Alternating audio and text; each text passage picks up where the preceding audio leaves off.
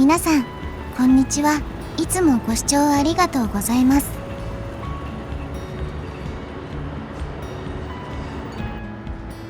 今回の船旅は、深夜便の新造船サンフラワーカムイの就航日に乗船してきます。かなりの競争率の中、朝9時に奇跡的に電話がつながり、取れちゃったのです。これは行くしかないと決めました。新大阪駅に新幹線のぞみの入線です。さあ、行くぞ。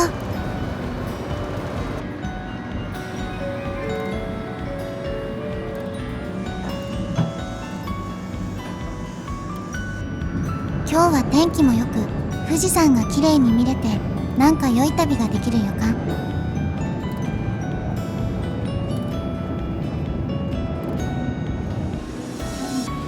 品川駅に到着です。これから常磐線の特急ときわ69号勝田行きで水戸駅まで向かいます。特急で1時間半の道のりです。水戸駅にいざ出陣だ。サンフラワーカムイの出港は明日の深夜1時45分なのに、品川発16時15分の特急ときわで行くなんて早すぎますよね。このまま行けば大洗フェリーターミナルには19時に到着予定です。就航日なのでやっぱり船子としては早くフェリーターミナルに着いておきたいんです。初めての関東の特急に徹子の私は大興奮。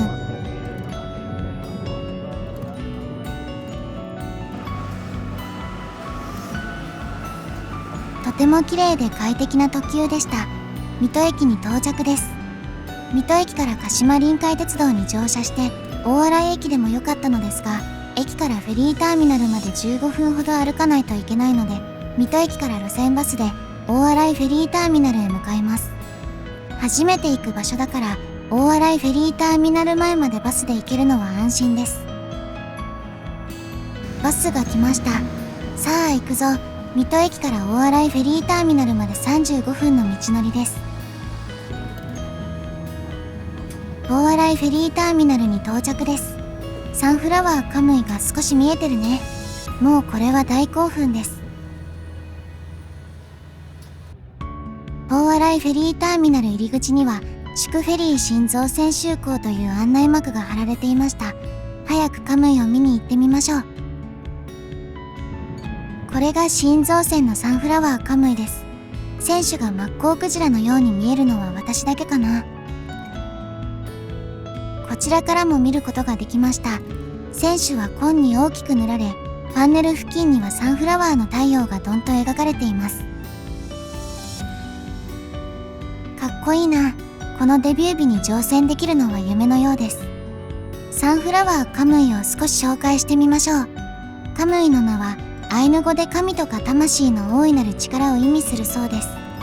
サンフラワー大雪が引退し、大洗から苫小牧航路の深夜便として LNG 燃料フェリー1番線サンフラワーカムイが就航いたします。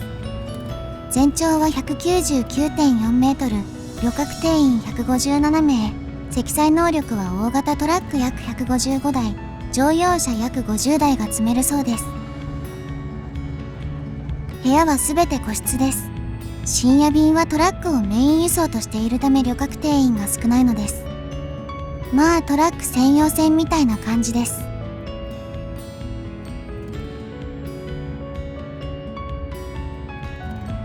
この深夜便は千葉県の大洗港を深夜の1時45分に出港し、同じ日の19時45分に北海道は苫小牧西港に到着します。とても時間と日にちがややこしく、乗船開始時刻が前日となっていて、出港は日をまたぐ形になるのでチケットを取る際は注意が必要です。今まで活躍したサンフラワー大雪、お疲れ様でした。どこかでまた活躍できることを願っています。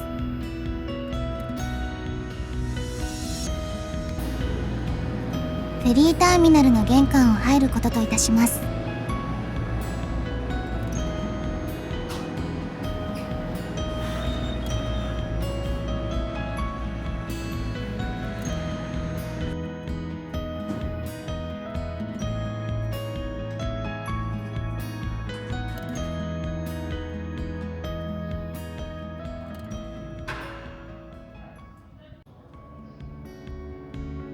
さすが今日は就航日とあってお祝いのお花でいっぱいです。おめでとう、カムイ。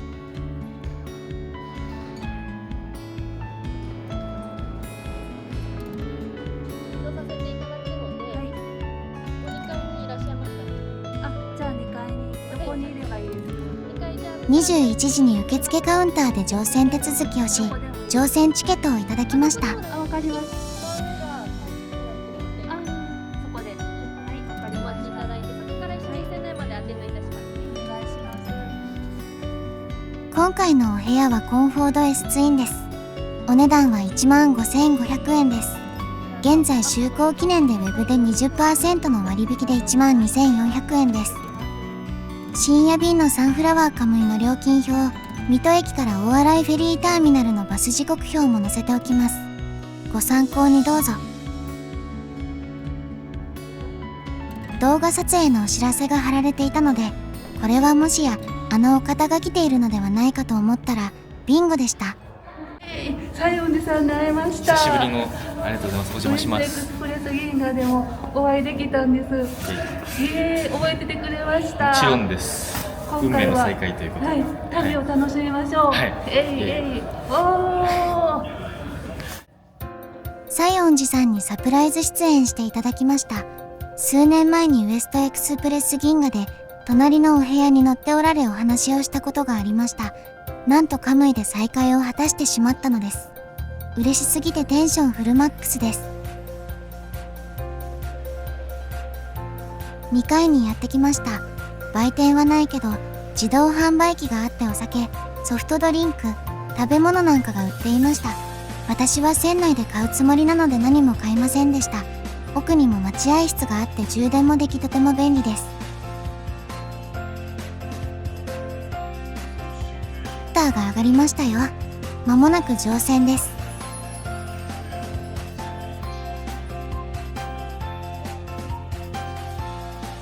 さて、22時30分になったので乗船をいたしましょう。西乗船口の苫小牧行きという通路から入っていきます。出港の深夜1時45分まで約3時間ほど早めに乗船できるのは嬉しいサービスですよね。出港までゆっくりできるのが良いね。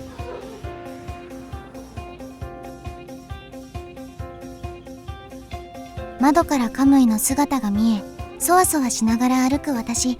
長い直線の人道橋がまた船旅を盛り上げてくれるよね。乗船時のこのワクワク、ドキドキ感がたまらない。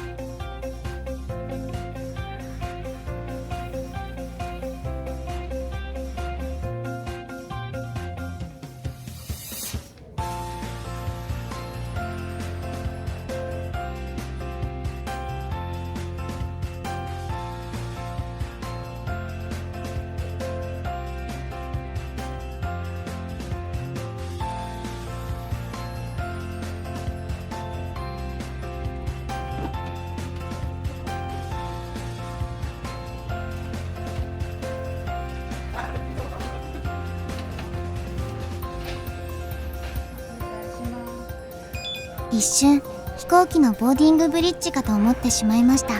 似ているよね。乗船しましたよ。うわぁ、新造船の匂いがする。嬉しいな。デビュー日に乗船できるなんて船子にはたまりません。結構きつい階段で普段なら息切れしていたのにカムイに初乗船できるとあってへっちゃらでした。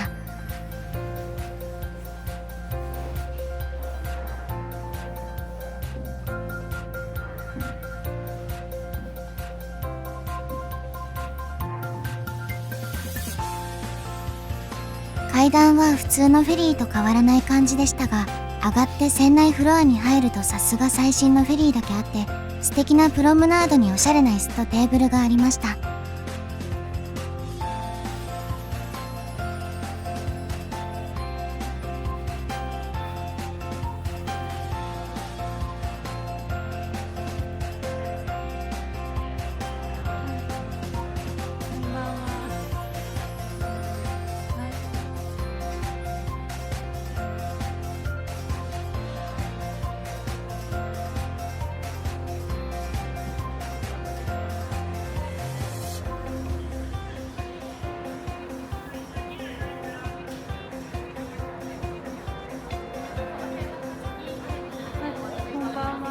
インフォメーションでカードを提出後、ルームキーを受け取ります。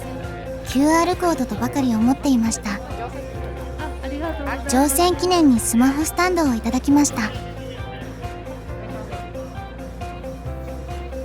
インフォメーションにある乗船記念スタンプも押しましたよ。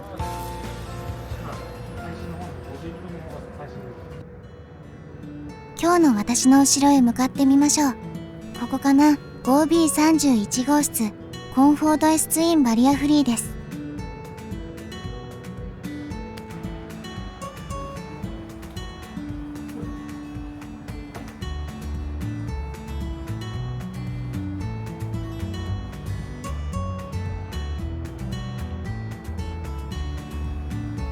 早速ルームキーを挿してみましょう。鍵を挿すと自動で開閉するんだ。これがコンフォート S ツインのお部屋ですよ。私が一番にこのお部屋を使えるなんて嬉しすぎます。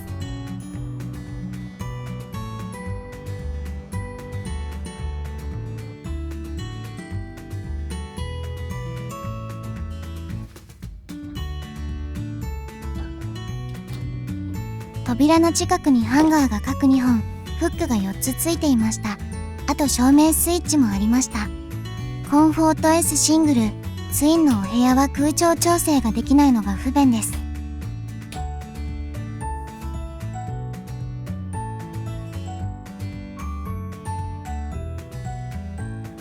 枕、マットレスもちょうど良い硬さでした。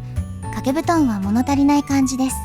そして掛け布団のキルケットに挟むシーツがついていました。あとスリッパもついていましたが、アメニティ関連は何もついていませんので、各自持ち込む必要があります。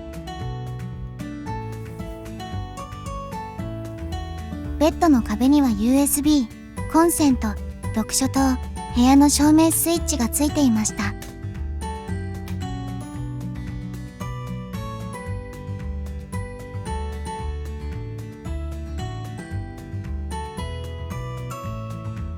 部屋の下回りはこんな感じです。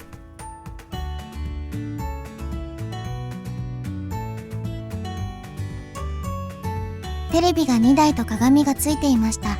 上のテレビは客室用運転情報モニターとありますが、何も映らなかったです。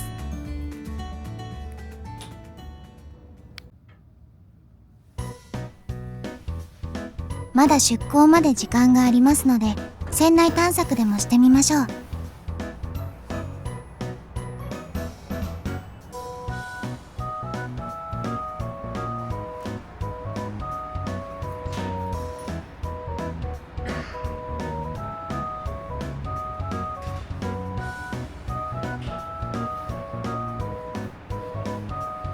卵みたいな手すりがあちこちについていますが、きっとデザイナーさんは卵大好き人間なのでしょうね。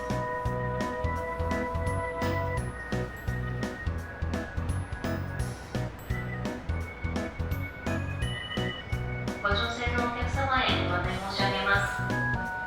本日は商船三井サンフラワーカムイにご乗船くださいまして誠にありがとうございます。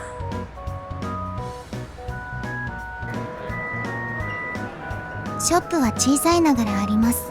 サンフラワーグッズやオリジナルカレー、お土産、アイス、氷、お酒などもあって便利です。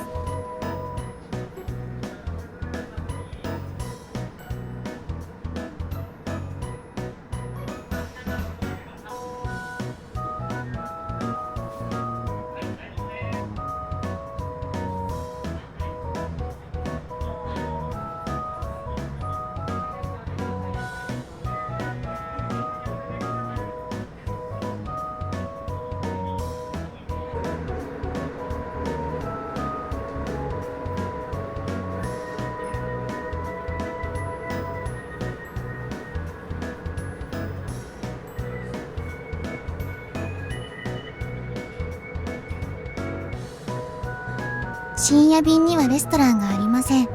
種類が豊富とまではいかないですが、冷凍食品の自販機はあってレンジでチンして食べることができます。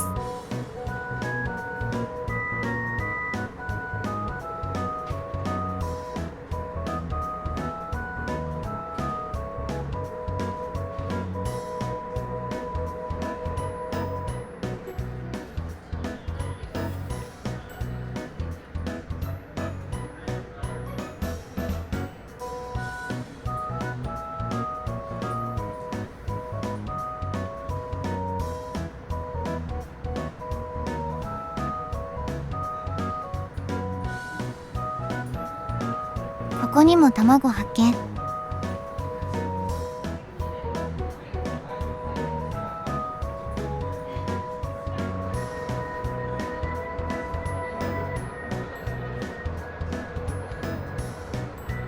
キッズルームに可愛いイラストを発見です。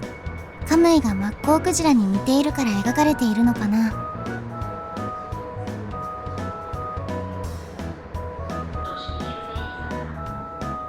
休憩スペースもあって靴を脱いでゆっくりできるのは嬉しいですね。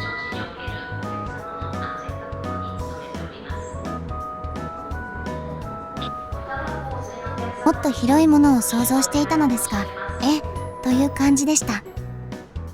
所定の喫煙所以外は電子タバコを含め全て禁煙と取り巻き管とご案内申し上げます。コインロッカーは通常のものと冷蔵タイプのものがありました。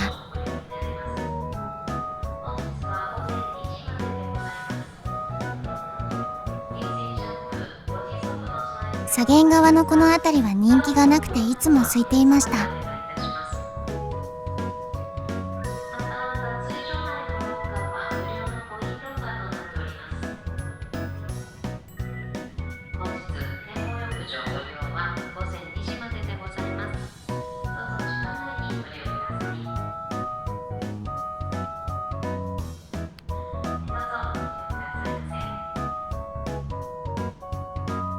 椅子が本当に豊富に揃っていてとてもありがたかったです。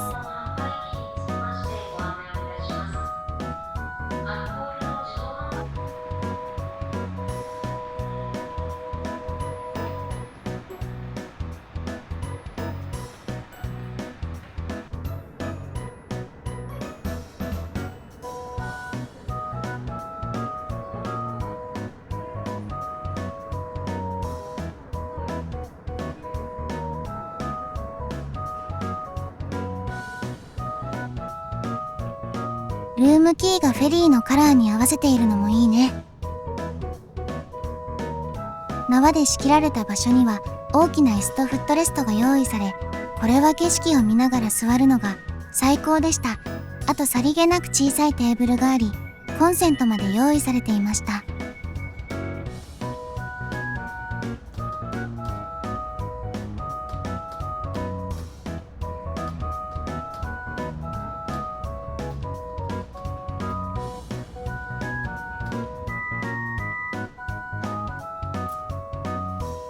コンフォート S シングルの通路は結構狭かったです。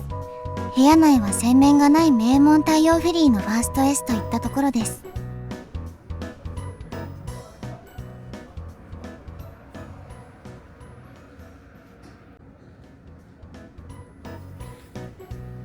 こちらはコンフォート S ツインバリアフリーがある通路なので広かったです。この自動ドアがなかなか閉まらない、くせ者でした。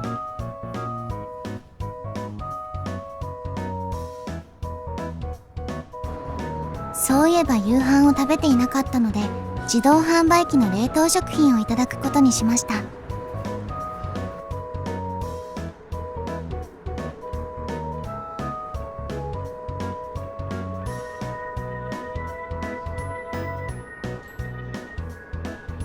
焼き鳥丼を選んでみました。ご飯と具がバラバラで出てくるとは思いませんでした。これは面倒です。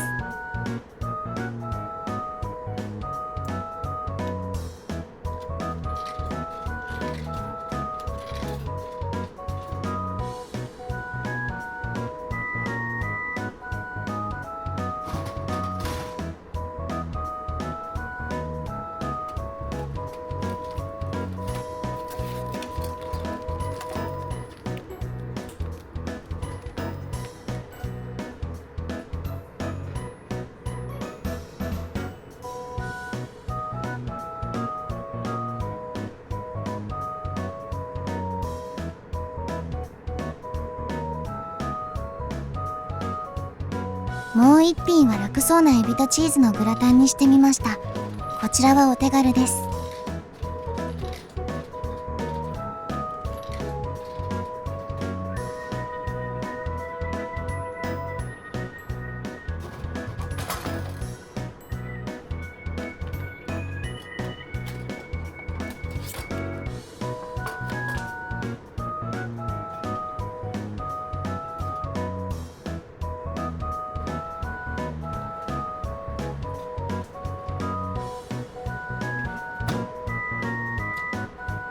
こちらのレンジで温めて食べることができます。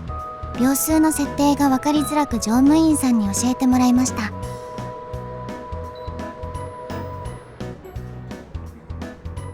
これが今回の夕飯です。いただきます。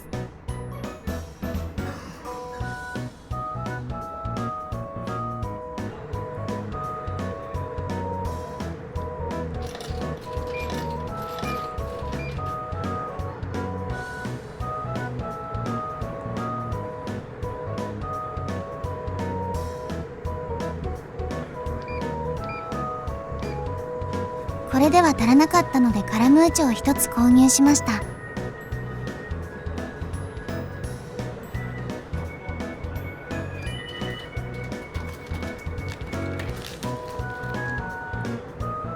ショップにはオリジナルタオルがなんと150円という安さで売られていました。めったに乗船しない航路なので買っておきました。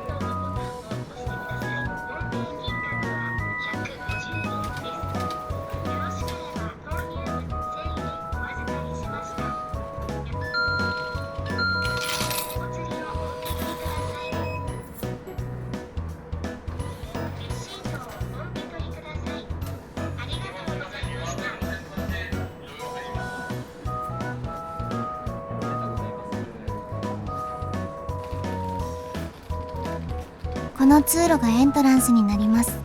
普通フェリーというと2、3層の吹き抜けが一般的ですが、このフェリーは一つの階層しかなく、人が自由に動けるのはこの5階フロアだけとなります。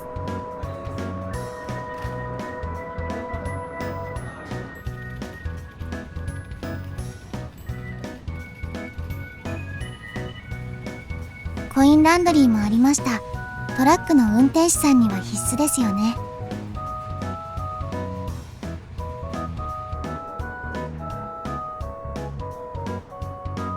5階の客室フロアと同じ階層に乗用車用の車両後半があるんですよ。この通路がちょうど船の真ん中を通っているのです。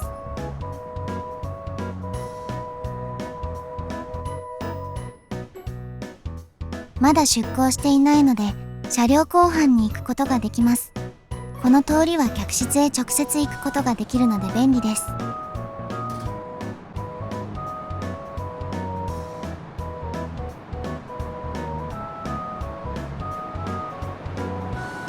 ピカピカな車両後半はなかなか見れないので嬉しいな。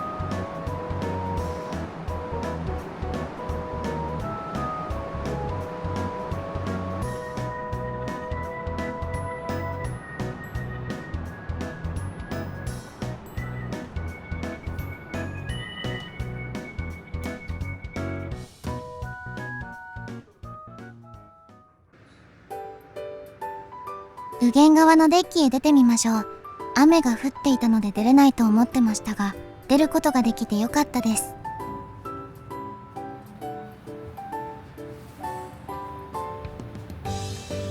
これが大洗フェリーターミナルの景色です。今回初めて来たのですが、結構大きなターミナルですね。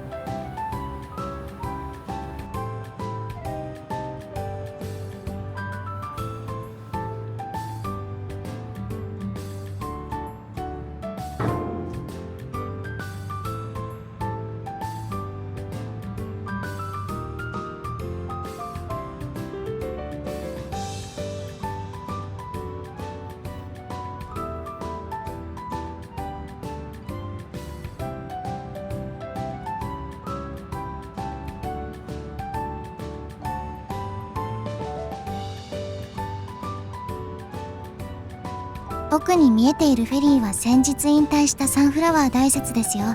本当に長い間お疲れ様でした。お疲れ様。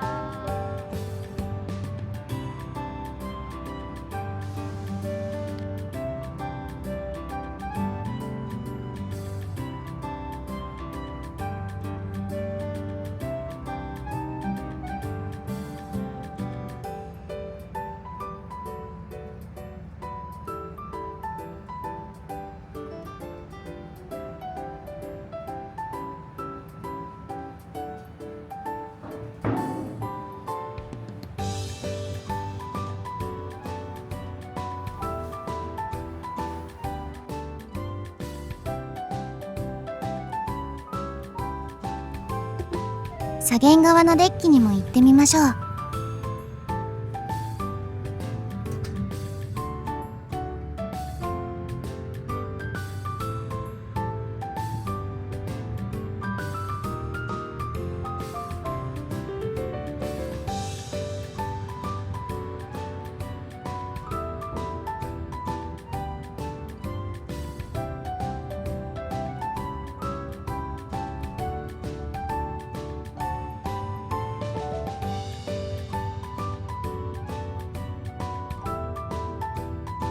こちらからファンネルが少し見えていますね。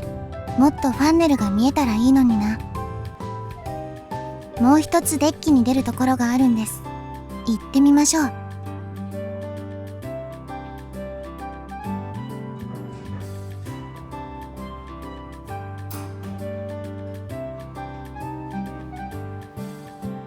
こちらはおまけ程度のデッキですが、風が強い日でも出れるのがいいところかもしれません。そろそろ1時45分の出港時間になります。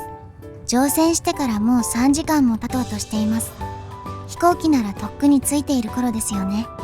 乗船して3時間、航行して18時間で21時間ですからね。仕事か趣味でしか乗船できないよね。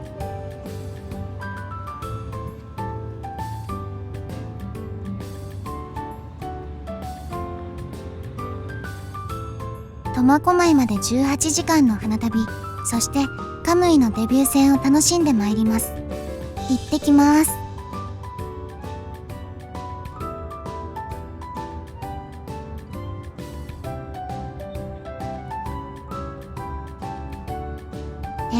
神様のような存在の西園寺さんが隣で撮影しています。こんな経験はもう二度とないかもしれません。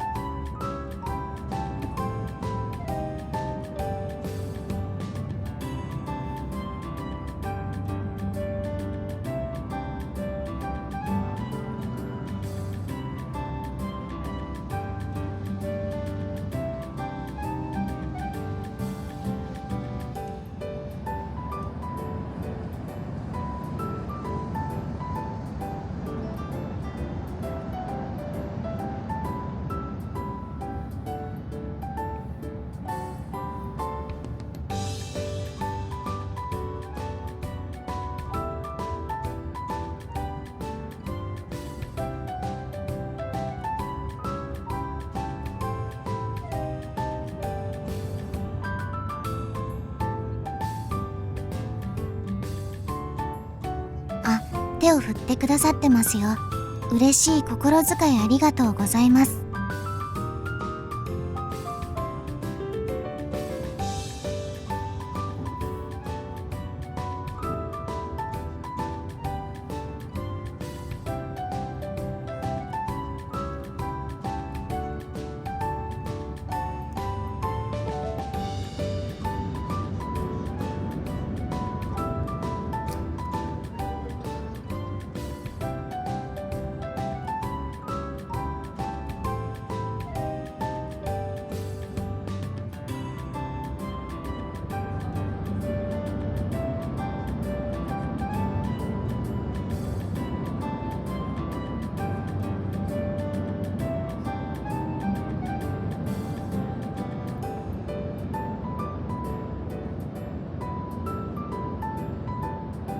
サンフラワーカムイは船尾から出港し、けたたましいエンジン音を立て、大洗港で旋回をし、北へ向かいます。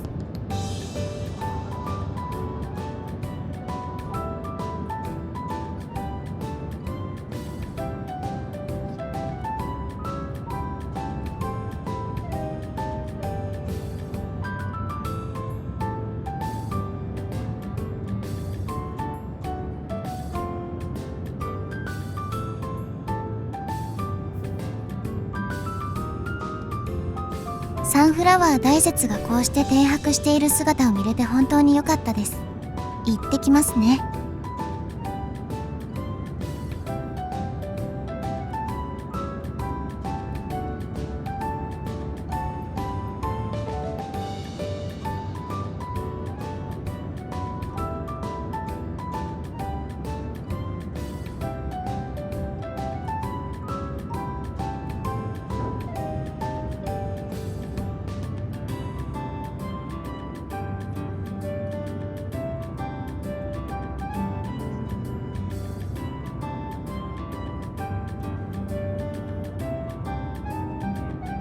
出港を見届け、冷え切った体を温めるべく展望浴場でザブンと温まってきましょう。これが私のお風呂セットです。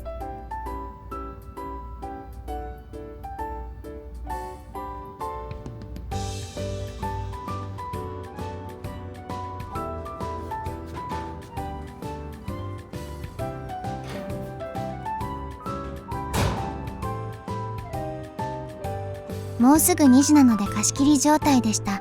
一人だけで独占できるのは最高です。それに今日がデビューなのでとても綺麗な大浴場に満足。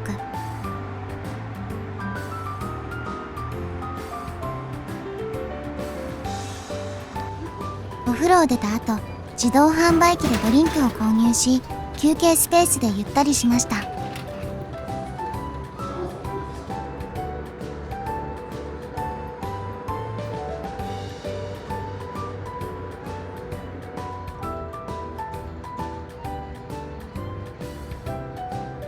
人気だった4人用ボックスシートにも誰もいなくなり、皆さんそろそろお休みタイムなのでしょうね。私もそろそろ眠ります。おやすみなさい。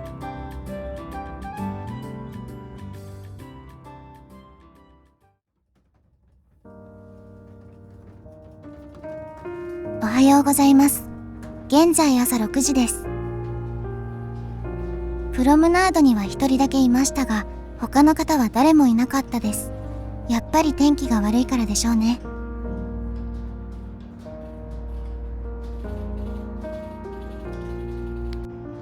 残念ながら強風のため左右の展望デッキには出れないようです。現在、福島県沖尾航行しているようです。船尾側のデッキへ行ってみましょう。うわ、風がめちゃくちゃ強い。それに曇っているし、日の出は無理ですね。残念。あまりの寒さにこれはもう耐えれない。船内に戻ることにいたします。人がいない間に少し船内を歩いてみますね。と言いながらさっき人影がありましたよね。私と同じできっと日の出を見に来たんだと思います。しみじみ私は船子だなと思います。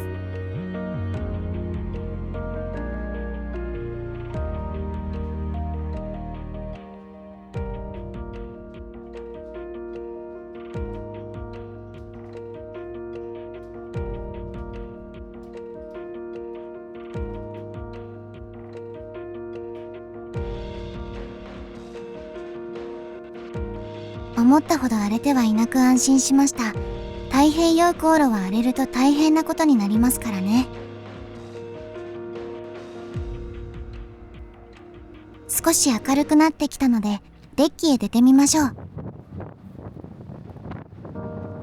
日の出を諦めたくなく何度も空の様子を見る私、天気だけはどうにもなりませんよね。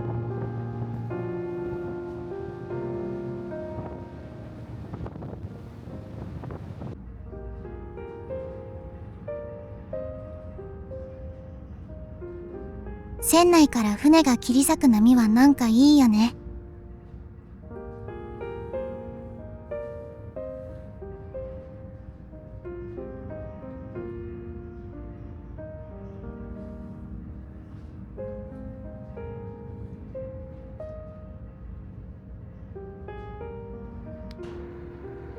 お腹も空いてきたので朝ごはんといたします。家から持ってきた山菜のおこわとコーンスープをいただきます。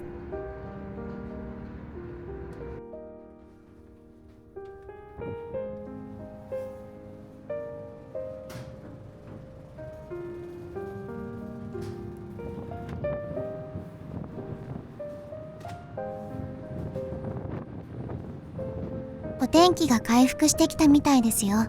あ、沖にすれ違うのは大洗行きの夕方便サンフラワー富良野ですよ。すれ違った時間は7時11分でした。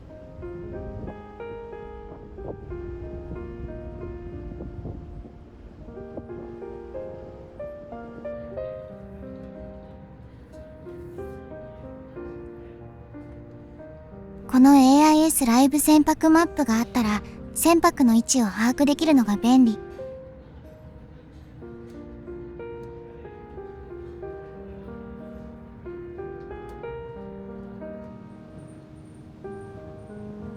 最強金運スポットとして名高い金華山という島の近くを航行します。弁財天を祀っている神社としても有名です。3年続けてお参りすれば一生お金に不自由しないという言い伝えがあるのです。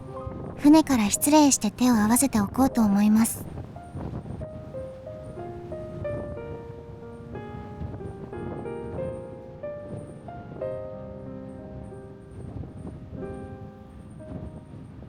続けて7時40分に名古屋行きの太平洋フェリー石狩とすれ違いました。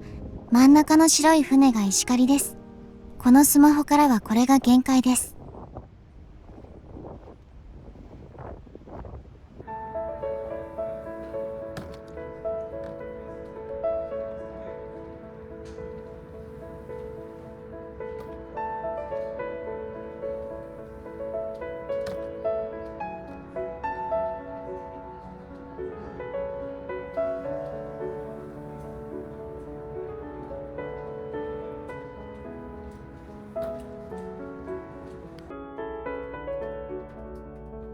左右の揺れが激しくなってきたので酔い止めを服用しました。酔うとせっかくの船旅がダメになりますからね。一応お腹に何か入れてから飲もうと思います。こういう時用にヨーグレットを持参。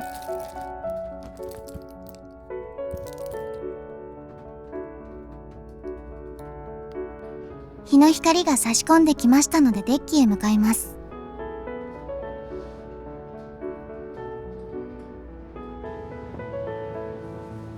深夜便という名称ですが、長時間日中の景観を楽しむことができるおすすめ便でもあります。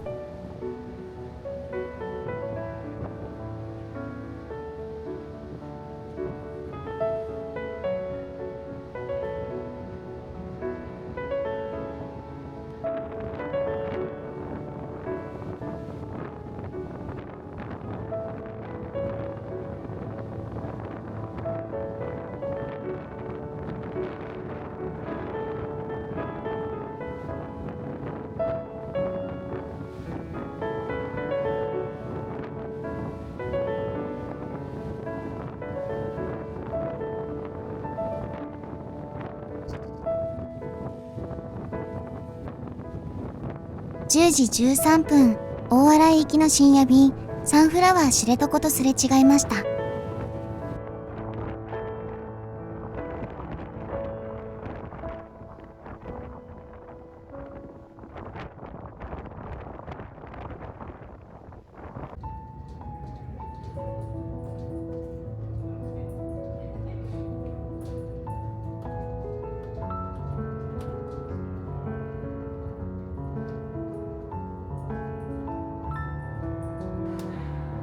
アンケートに答えるとサンフラワーの卓上カレンダーがいただけるということで、アンケートに答えいただきました。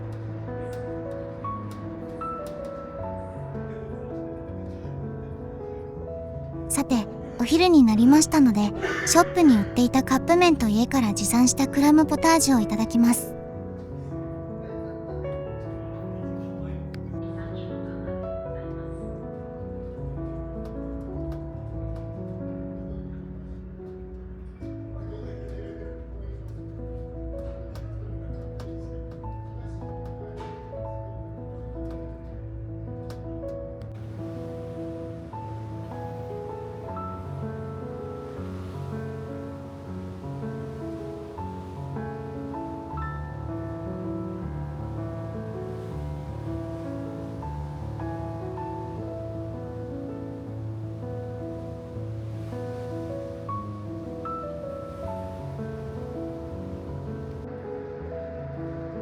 プロムナードを歩いていたら、顔見知りになった方が赤熊さんと手招きをしてくださっていたので行ってみると、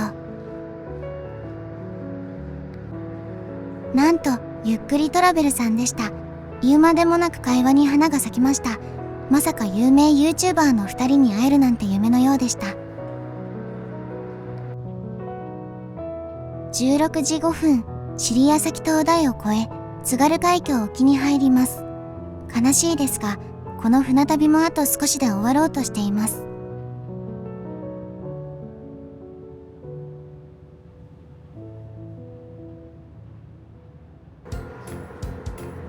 さて、最後の晩餐としてチーズドリアを選びました。温めるだけで手軽で安いし、これにしました。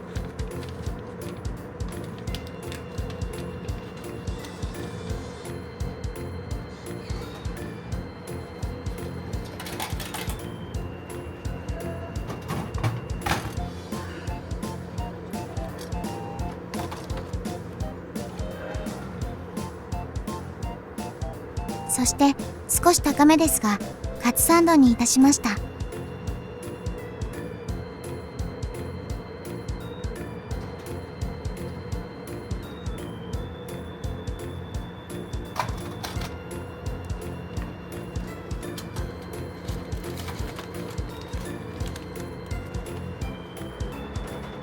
電子レンジの前にチンする時間を表示してくださったスタッフさん、ありがとうございます。とてもわかりやすくなりました。チーズドリアもカツサンドもとても美味しかったです。けどやっぱり長い航海ではレストランが欲しいですよね。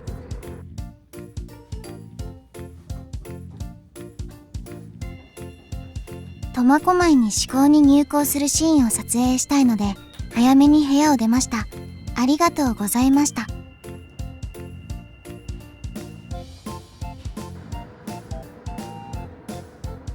ルームキーをインフォメーションに返却しました。ありがとうございました。お世話になりました。苫小牧に至高に入港です。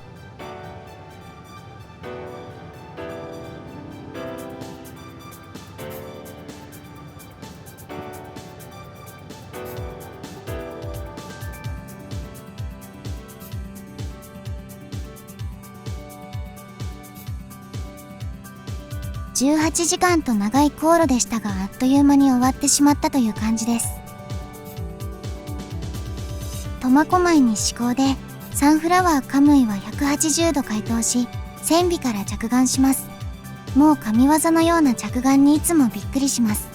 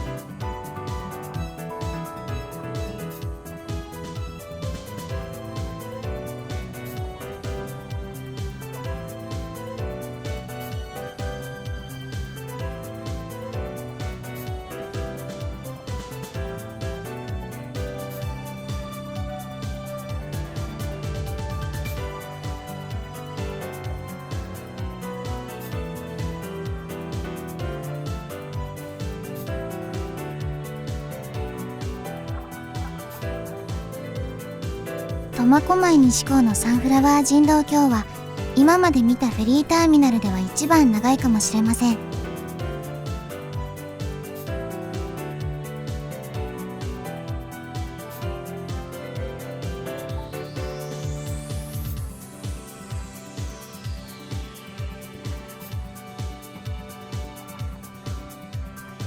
苫小牧西港のサンフラワーの人道橋は今回カムイに合わせて新しく作られたものということです。前は階段でしたが、新しくなってエレベーターも付けられているので完全なバリアフリーになりました。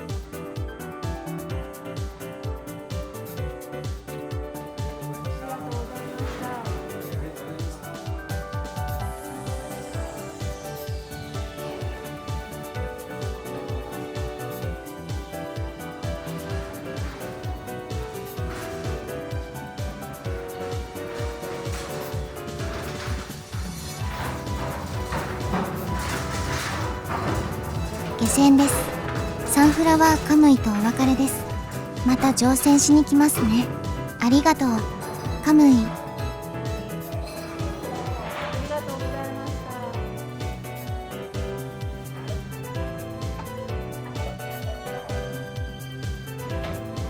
今回このカムイのデビュー戦に乗船できることができ、フェリーマニアの私には最高の贈り物となりました。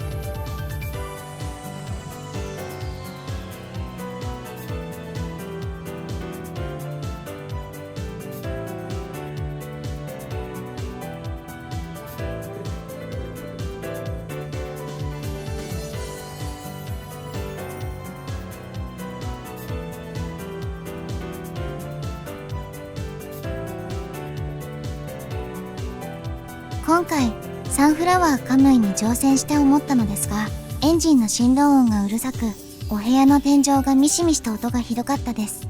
スタッフの方はこれは改善しないといけないと言っておられました。サンフラワーさんは接客サービスがいいのでなんとか改善してほしいところです。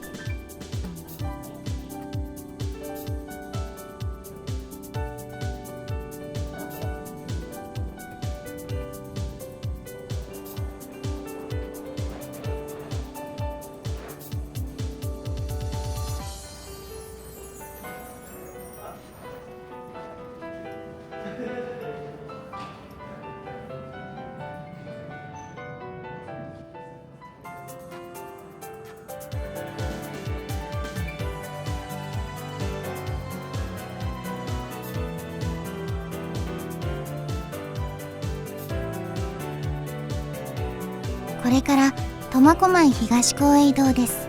新日本海フェリーで敦賀へ向かいます。今回の動画はこれで終わりです。またこの動画の続きをアップしたいと思いますので、お楽しみに。ご視聴ありがとうございました。もしよろしければチャンネル登録お願いいたします。また次の動画でお会いいたしましょう。